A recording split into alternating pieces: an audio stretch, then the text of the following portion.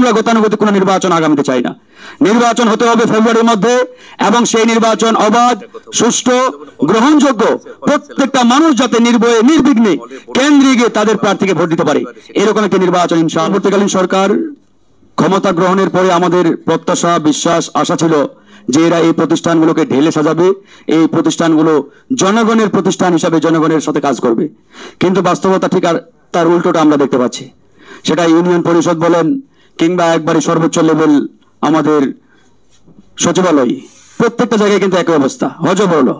আবার ফ্যাসিবাদের আমলে যারা আওয়ামী সুবিধাভোগী ছিল, ওরা এখন নানা কায়দায় নানাভাবে আরো হৃষ্টপুষ্ট হচ্ছে, সুবিধা পাচ্ছে, প্রমোশন দেওয়া হচ্ছে। এই যে এই বিষয়গুলো নিয়ে কথা বলতে গেলে আসলে ঘন্টার পরে ঘন্টা চলে যাবে আমাদের। তো এখন আমাদের ঐক্যবদ্ধ হতে হবে।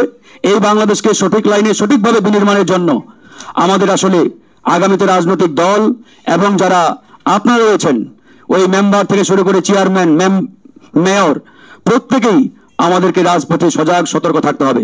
নানামুখী ষড়যন্ত্র ইতিমধ্যে শুরু হয়েছে, নির্বাচন যাতে না হয়, বিলম্বিত হয়, ইত্যাদি ইত্যাদি।